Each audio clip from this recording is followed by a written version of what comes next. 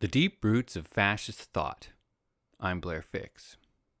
To see what is in front of one's nose needs a constant struggle. George Orwell. For decades, the word fascist existed solely as a hyperbole, a term meant to insult rather than describe. But lately, politics have grown so hyperbolic that the label looks increasingly sincere. For example, when a powerful man advocates far-right politics and brazenly performs Nazi salutes in front of a cheering crowd, it seems like we have a word for that. What was it again?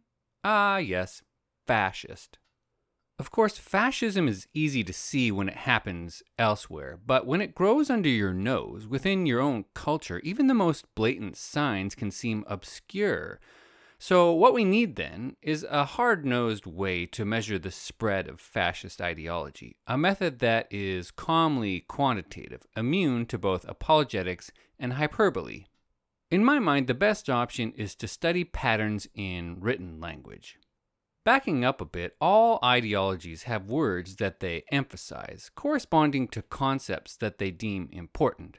Now, we can get a qualitative sense for these words by reading a corpus of ideological text. But if we want to quantify an ideology, a better approach is to count words.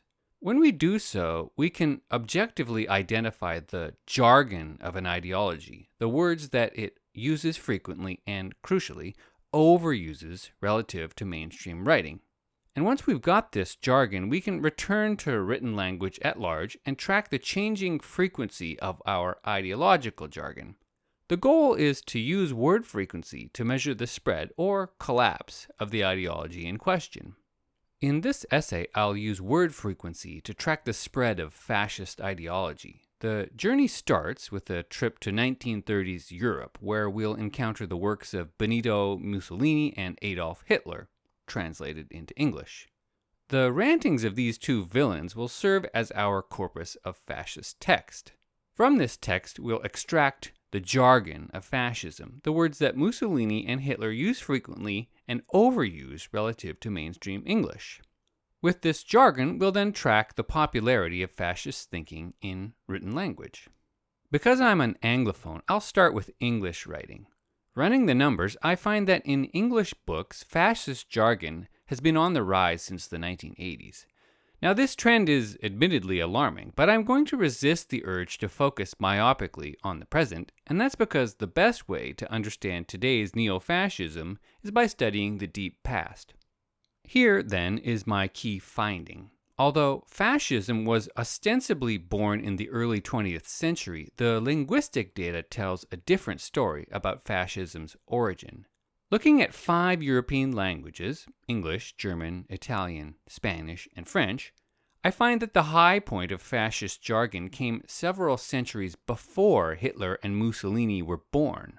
In short, what we call fascism may be best treated as a repackaging and rebranding of a set of dark ideas that have long plagued humanity. So when fascists look into the future, they are really peering into the long-dead past. Hitler and Mussolini speak. If we want to study an ideology, the first step is to pin it down. With modern fascism, this task is surprisingly difficult, largely because the label, when self-ascribed, is deeply taboo. Sure, pundits may espouse fascist ideas, but almost no one will openly brand themselves a fascist. Hence, modern fascism is an ideology that denies its own existence. Of course, fascism has not always been self-denying. In the heyday of 1930s Europe, far-right politicians wore their fascist stripes with pride, and none more so than Benito Mussolini and Adolf Hitler. For his part, Mussolini invented the concept of fascism as we now know it. His ruling party was called the Partito Nazionale Fascista. And Hitler, well, he needs no introduction. My point is that if we want to pin down the features of fascist ideology, the best place to start is with the rantings of Hitler and Mussolini. While both politicians were ostensibly men of action, they left behind a surprisingly large corpus of thought, much of it in the form of transcribed speeches. Figure 1 illustrates my sample of Hitler and Mussolini's fascist rantings. It includes the classics, Hitler's Mein Kampf and Mussolini's My Autobiography, It also includes Mussolini's declaration of fascist ideology, expounded in The Doctrine of Fascism. And most importantly, the corpus includes a large body of each man's oratory. The resulting sample contains 420,000 words of unambiguously fascist thought. The jargon of fascism. After downloading the rantings of Hitler and Mussolini, I took a brief look at the content, and I have to say I was struck by the familiarity of their words. Remove some of the vulgar slurs, and I suspect that both men would be well received on today's Fox News. Of course, many analysts have drawn parallels between modern far-right politics and the thinking of 1930s fascists. But the problem with such qualitative parallels is that they can be easily dismissed as opinion. My goal here is to do something that is more objective and hence more difficult to dismiss. So instead of me reading Hitler and Mussolini, I'm going to let my computer do the job. Or more specifically, I'm going to let my computer count words. Into the computer goes Hitler and Mussolini's rantings, and out comes a table of word frequency.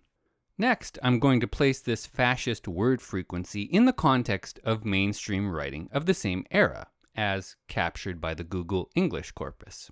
The goal is to isolate the ideas that define fascist thought. For example, Mussolini and Hitler use the word "and" quite often.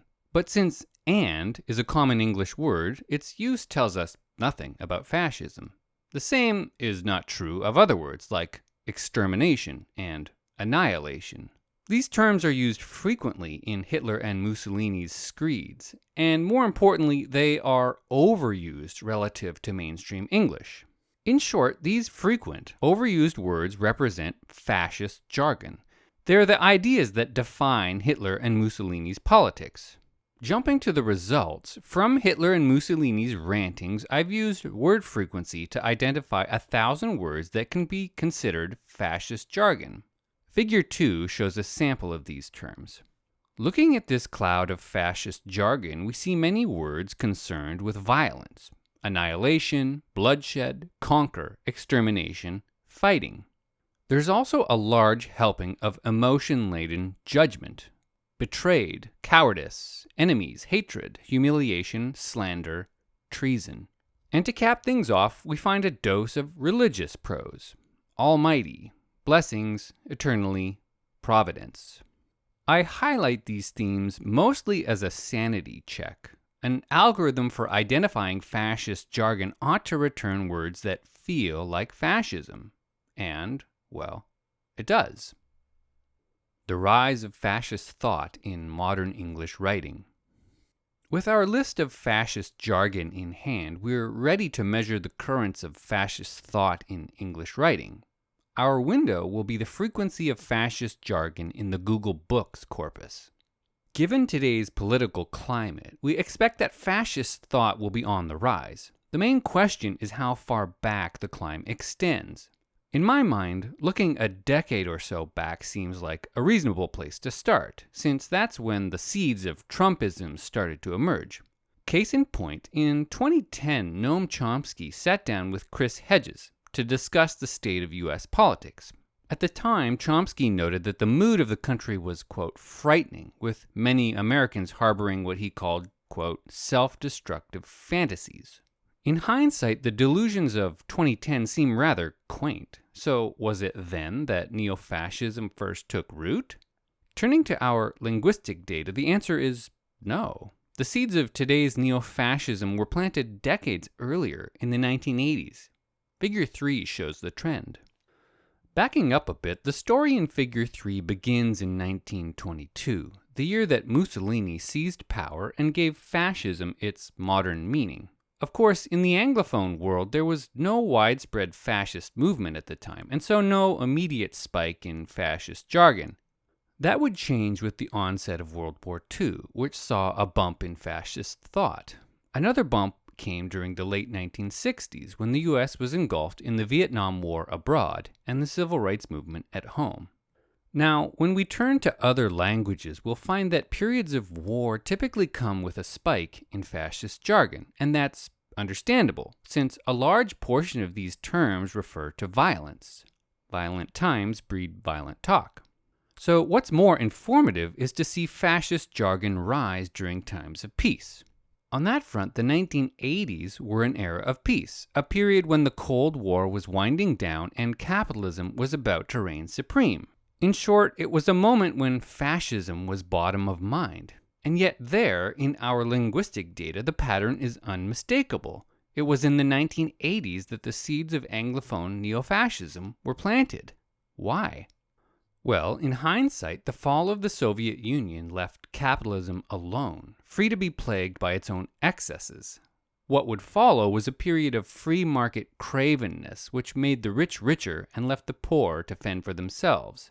Unsurprisingly, amidst the humiliation of this class war, dark ideas brewed. But for years, folks in the mainstream didn't listen. Even when Trump won the presidency, elites dismissed it as an accident, a brief departure from the norm. It was not.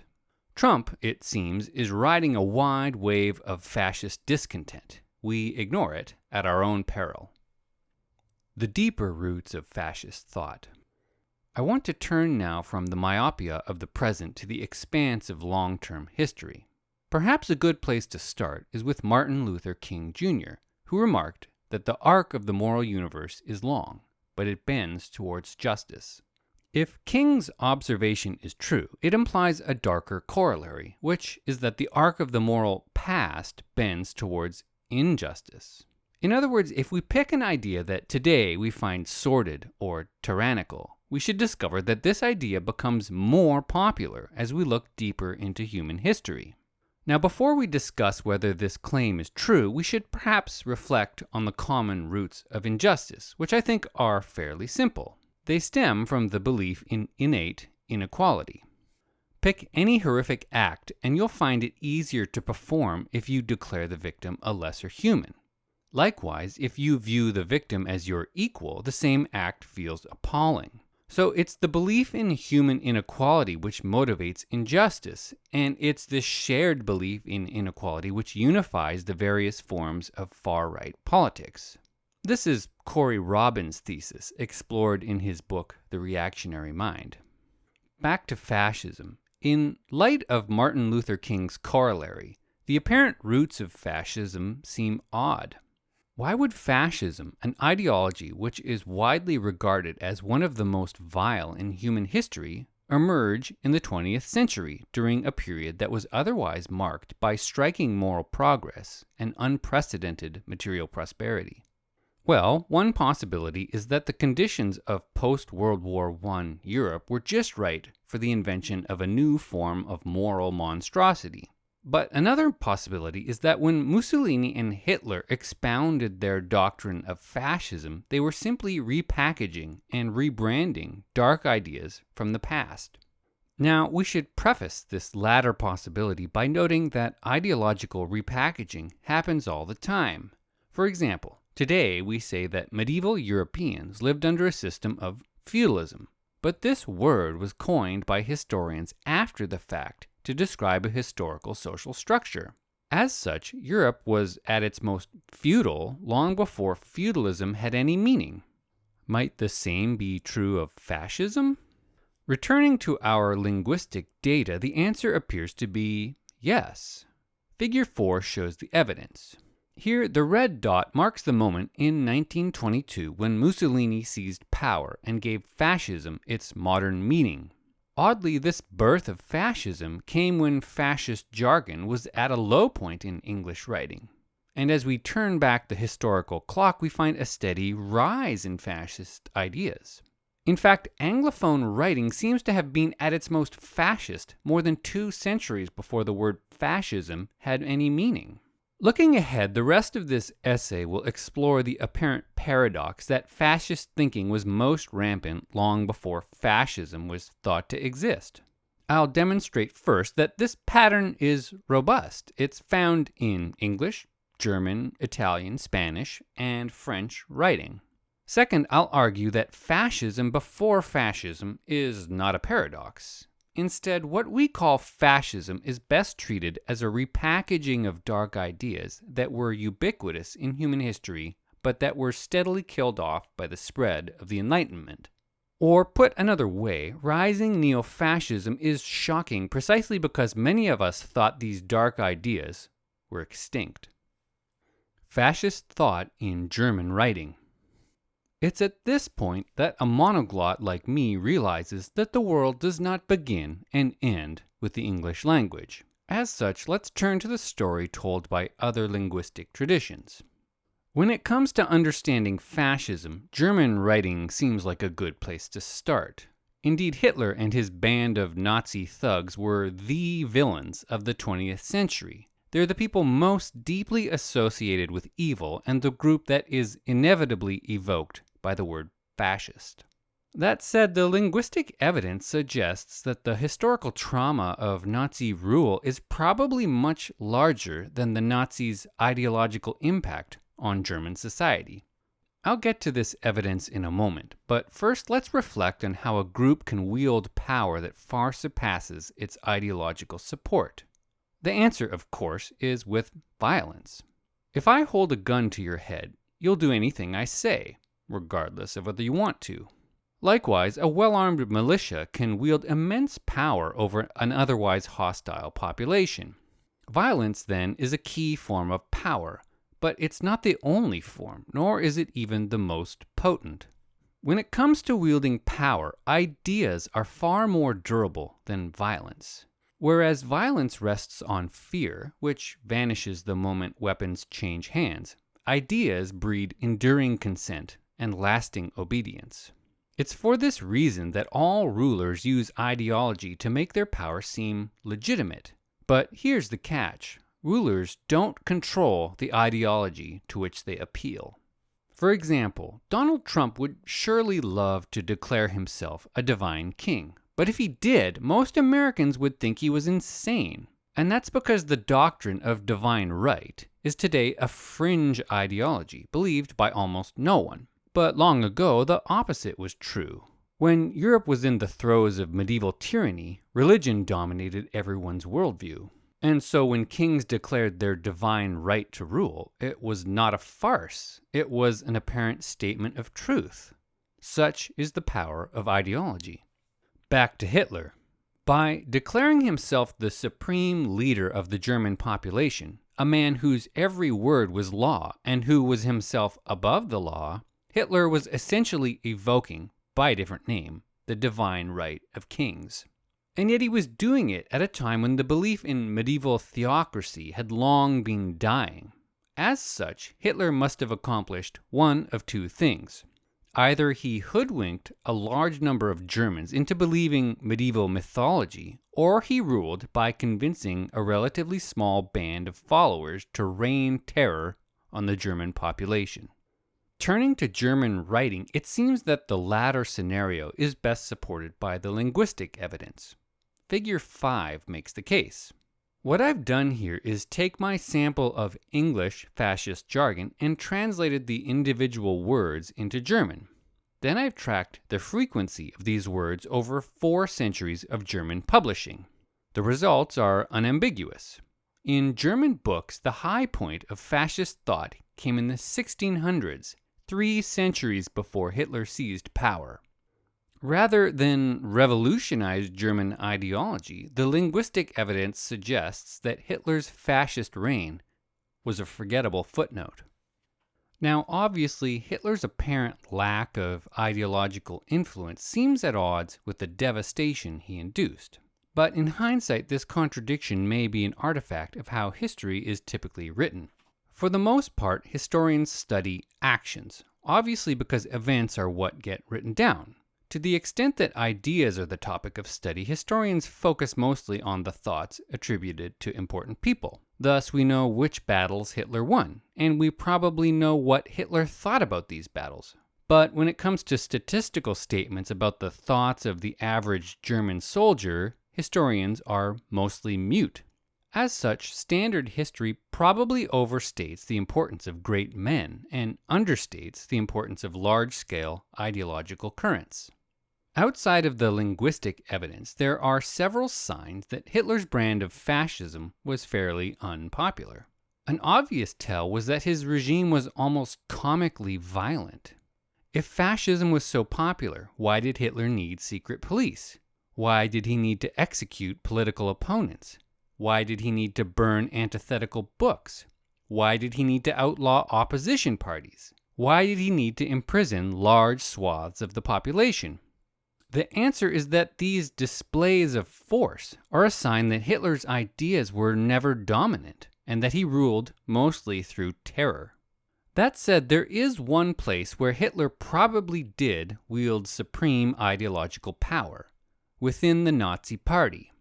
Commenting on Hitler's leadership style, Hannah Arendt observes that he was a master of what we would today call human resources. It was a trait that Hitler shared with Joseph Stalin.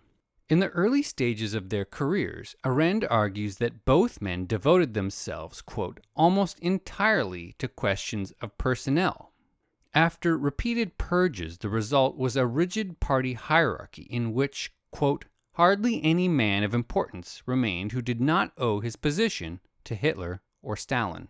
This ability to hold sway over a tight group of armed men is likely a trait shared by all conquerors. And that's probably why these men have such an outsized effect on world history. When wielded effectively, the military cudgel is a terrifying force. That said, the real test of military power comes when the battle is over and the task of long-term governance rears its head. It's here that conquerors reveal their ideological weakness. And that brings me to the second major sign that German fascism was unpopular. Once Hitler was deposed, Germany reverted effortlessly to liberal democracy, although not in Soviet-occupied areas.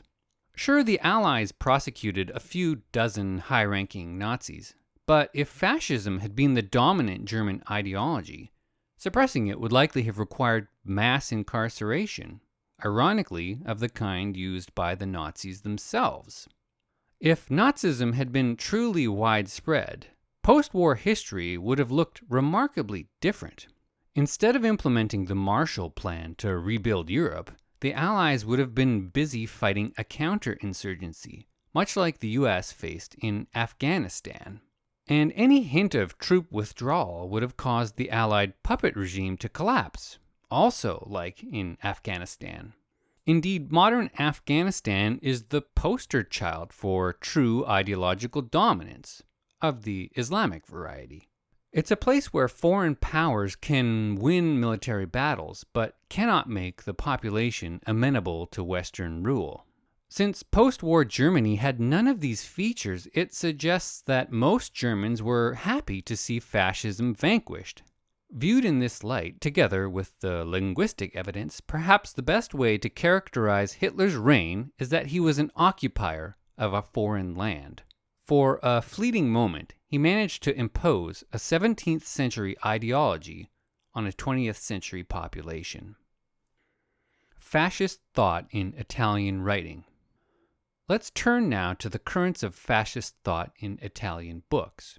To start, we should acknowledge that the term fascism comes from Italy. In the late 19th century, the word fasci was used to describe male groups in Sicilian politics. 2 decades later, Benito Mussolini adopted the term fascismo to characterize his budding far-right movement. And the rest, as they say, is history. Today, Italian fascism is remembered largely as the embarrassing second fiddle to the Nazi war machine. After Mussolini joined Hitler's war in 1940, the Italian front soon devolved into civil war. By 1943, Mussolini had been deposed and installed as a Nazi puppet in northern Italy. Mussolini's demise came in April 1945, when he was captured by communist partisans and summarily executed. Although inept at waging war, the Italian fascists were not entirely inferior to their Nazi counterparts. Unlike the Nazis, who were proudly anti-intellectual, the Italian fascists were quite concerned with the ideological foundations of their movement. As such, one wonders if Italian fascism might have outlasted Nazism had Mussolini avoided Hitler's war. At any rate, it's instructive to see how the Italian fascists described their ideology. To some extent, the Fascist Party was forward-looking. For example, in the doctrine of fascism, Mussolini declared that the coming period would be a century of authority, a century tending to the right. However, Mussolini's unattributed collaborator, the philosopher Giovanni Gentile, had elsewhere been more backward-looking. In his 1925 essay, The Manifesto of Fascist Intellectuals, Gentile described fascism as a, quote, recent yet ancient movement of the Italian spirit. By evoking the deep past, Gentile aptly captured the nature of fascist thought. Although Italian fascism was ostensibly a 20th century movement, its rhetoric was most popular long before Mussolini was born. Figure 6 paints the picture. What I've done here is take Hitler and Mussolini's English fascist jargon and translated the individual words into Italian. Then I've tracked the frequency of these words in Italian books. The results reiterate the backward nature of fascist thought. Ironically, if Mussolini was seeking a fascist century, he should have looked not to the future, but to the long-gone past. As in German writing, in which Hitler's influence was remarkably muted, Italian writing shows only a slight uptick in fascist jargon during Mussolini's reign. The message is that despite the devastation imposed by European fascists, it seems that their ideology was never particularly popular. Or as Steven Pinker puts it, quote, the totalitarian governments of the 20th century did not emerge from democratic welfare states sliding down a slippery slope, but were imposed by fanatical ideologues and gangs of thugs. Now to the present. Worryingly, the linguistic evidence suggests that fascist thought is more popular today than during Mussolini's time. And yet there's been no sign of fascist revolution. Although we shouldn't be smug, we can plausibly conclude that the success of 1930s fascism had more to do with post-World War I circumstances than with the dominance of fascist ideas. Fascist thought in Spanish writing. Let's turn now to the Spanish-speaking world, where we meet a constellation of would-be fascist despots. The most famous is probably the Spanish dictator Francisco Franco, who was a contemporary of Hitler and Mussolini. After seizing power in 1936, Franco initially ruled Spain as a hardline fascist. However, his approach softened over time. Unlike his hot-headed compatriots in Germany and Italy, Franco stayed neutral in World War II, a fact that allowed him to rule long after Hitler and Mussolini were dead.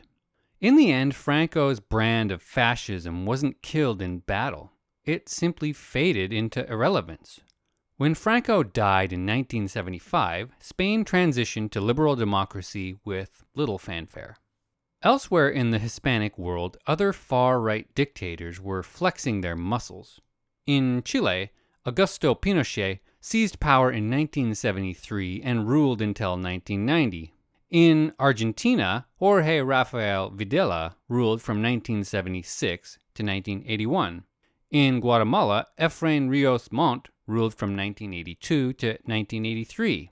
And in Panama, Manuel Noriega ruled from 1983 to 1989. In short, the Spanish-speaking world has had no shortage of far-right tyrants. And yet, when we turn to the linguistic data, we find no evidence that these rulers had any lasting influence over the popularity of fascist thought. Figure 7 tells the story. When we translate Hitler and Mussolini's fascist jargon into Spanish, we find that these words were most common in the 17th century. And from the mid-18th century onward, fascist jargon began a continuous decline. So in Spanish writing, the lesson is the same as in German and Italian. To the extent that 20th century fascists gained power, it was likely because of their command over military forces rather than their ideological dominance. Looking at the Spanish linguistic trends, perhaps the most instructive lesson comes from the distant past. In German and Italian writing, fascist jargon started to drop in the 1600s. But in Spanish writing, fascist jargon remained stubbornly high until the 1750s. Why? I think there's an obvious culprit, but to see it, we should back up a bit.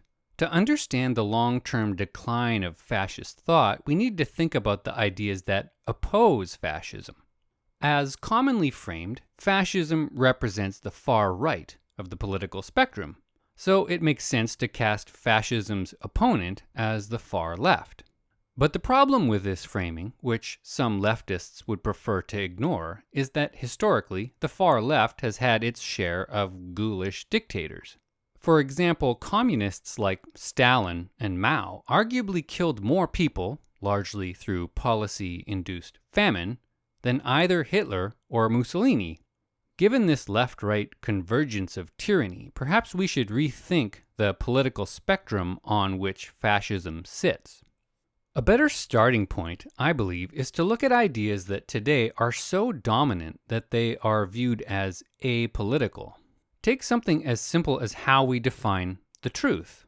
In the modern world, we discern the truth by appealing to reason and evidence. And until recently, this thinking was so dominant that to many people, it seemed like there was no alternative. But of course, there is an alternative, one which has plagued humanity for much of our history. Until several centuries ago, most humans defined truth in terms of blind faith in Scripture and the belief in authoritarian decree. What God and his earthly spokesman said was true, and it was true because God said it. End of story. It's against this theocratic backdrop that we should understand the historical decline in fascist rhetoric. Think of fascism as a slightly secularized repackaging of medieval theocracy. Its opposite, then, is not communism or socialism. No, the opposite of fascist thought is the ideology of the Enlightenment, the belief that reason and evidence should be applied to all areas of human behavior. It's this belief in reason and evidence that neo-fascists like Donald Trump have successfully hijacked.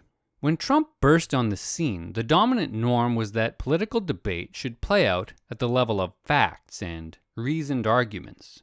So if a politician had a ghoulish policy, the expectation was that they'd at least try to find evidence for why the policy was good.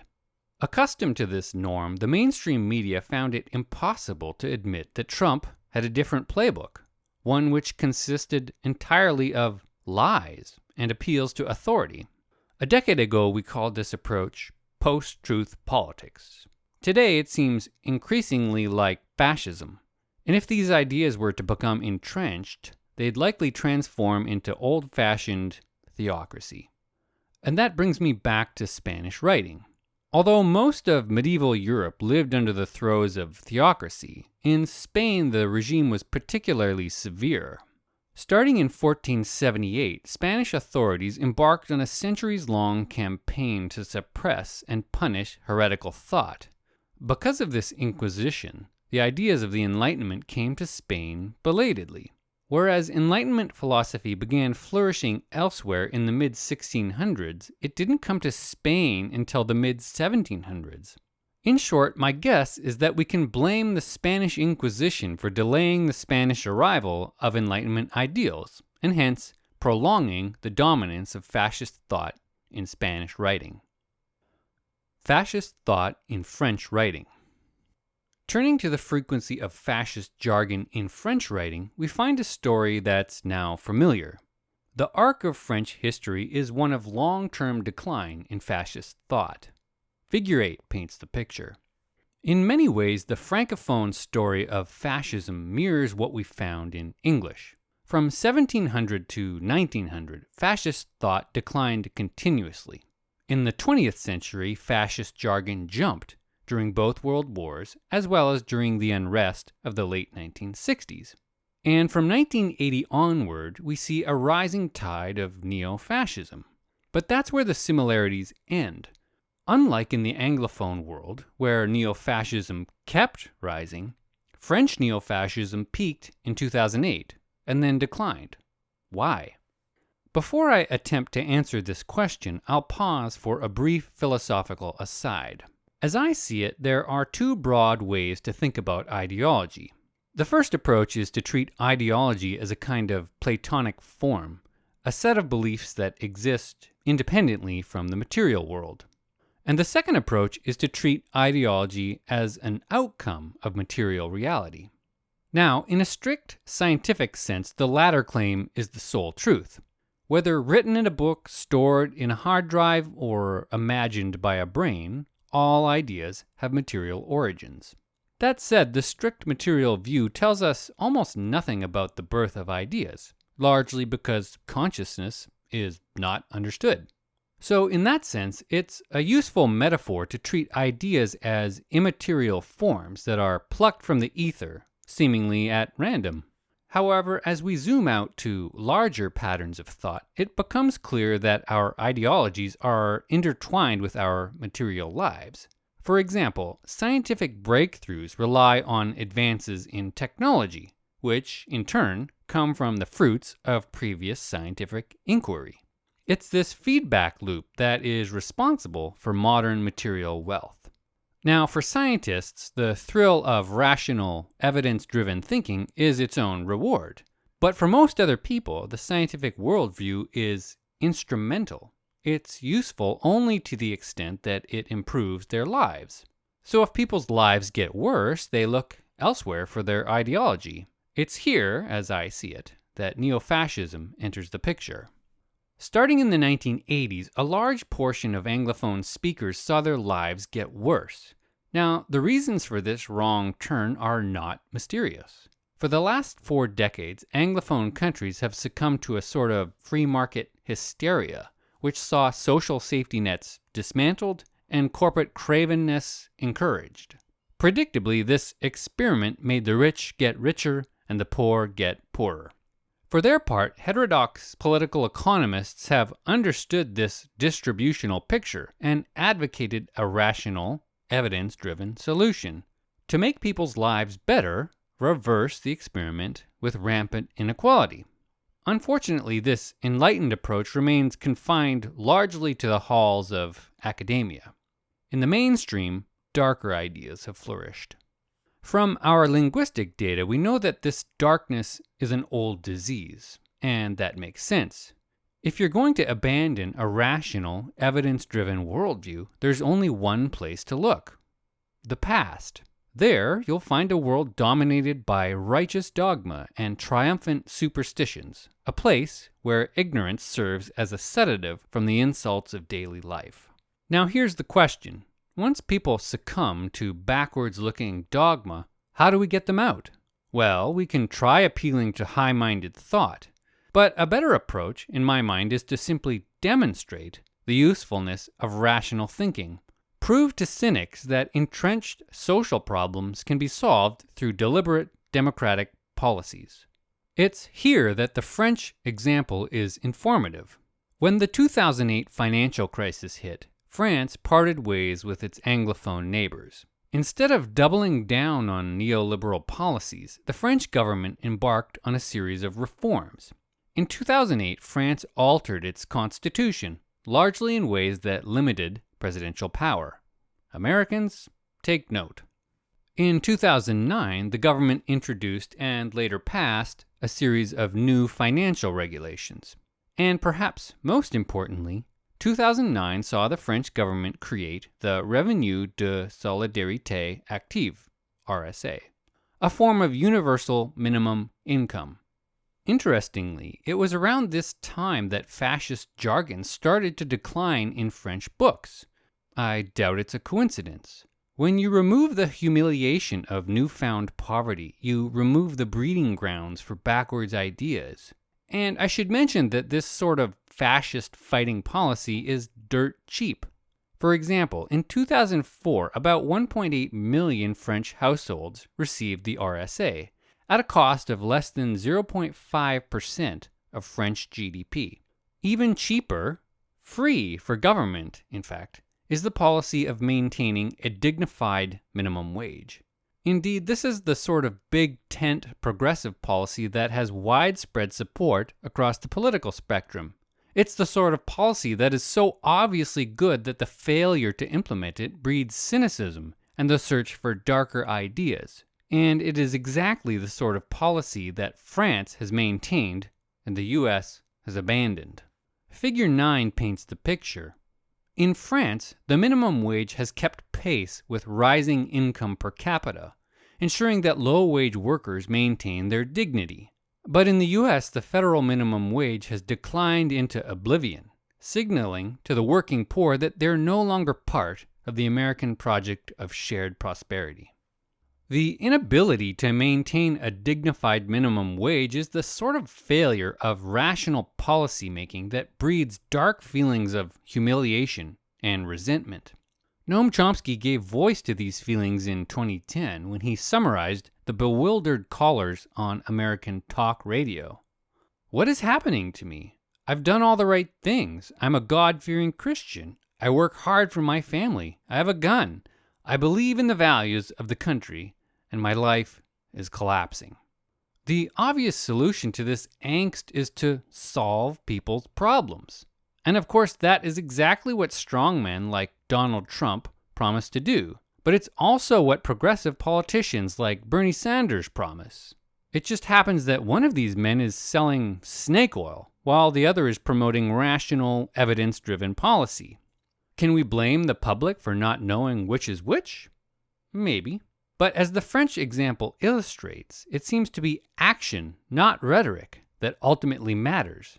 So until anglophone politicians manage to get some progressive policy wins, the fascist blast from the past may continue to surge. Dis-enlightenment now. Gazing at the totality of our linguistic evidence, one thing seems clear. Fascism is overwhelmingly an ideology of the past. It's a modern label for a collection of dark ideas that have long plagued humanity. Now, to my knowledge, this linguistic evidence is genuinely new. However, many observers have noticed the backwards-looking nature of far-right politics. For example, here is David Rothkopf commenting on the Trump regime's archaic vision. The direction they want to go is somewhere between the pre-revolutionary America of the 1750s and the pre-Civil War America of the 1850s. Let the white men rule. Let the aristocrats rule. Let's have a king. Let's forget science and the Enlightenment ever happened. And here is Bertrand Russell summarizing, in 1946, the views of proto-fascist philosopher Friedrich Nietzsche. Nietzsche's doctrine might be stated more simply and honestly in the one sentence. I wish I had lived in the Athens of Pericles or the Florence of Medici. Thinking about this rear vision, the truth is that until recently, human civilization was a sordid affair, marked by widespread tyranny and entrenched religious dogma. So it's unsurprising that dark ideologies tend to be backwards-looking, and that backwards-looking ideologies tend to be rather dark. But what's puzzling is why modern anglophones, some of the wealthiest humans to ever walk the earth, should find archaic dogmas appealing. I think the answer has to be that for many people, ideology is an instrument, not a goal. People believe in the ideals of humanism and the Enlightenment to the extent that this ideology delivers real benefits. And for several centuries, it did deliver the goods, obviously because rationality and evidence are a great way to solve problems. But lately, many anglophones have been losing faith in science, reason, and evidence, turning instead to darker ideas from the past. For their part, scientists have noticed. For example, in 2018, linguist Steven Pinker felt compelled to devote a whole book to defending the ideas of the Enlightenment. It's an enjoyable tome filled with erudite philosophy and a plethora of evidence. But it's also fundamentally condescending, a prime example of elite deafness. Pinker bends over backwards to demonstrate that today, life is good, that people have no reason to be angry. But wouldn't the enlightened approach be to assume that folks do have a reason for turning to dark ideas? That for many people life is not good? Here, Pinker's dismissal of inequality is an ironic example of dis-enlightenment among Anglophone elites. Only in the lofty seclusion of the ivory tower could you pretend that the unfolding descent into oligarchy is unrelated to the rising tide of fascist rage. To say that nothing is wrong borders on satire. Neo-fascism is here, it's real, and it's terrifying. In other words, something has gone horribly wrong in Anglophone society. Perhaps we should admit that, so we can start looking for solutions. Well, that's it for this time. If you want to support more free-thinking, data-driven research about big social issues, consider becoming a patron. You can sign up at economicsfromthetopdown.com/membership.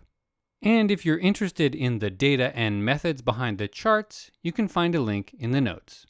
Until next time, I'm Blair Fix.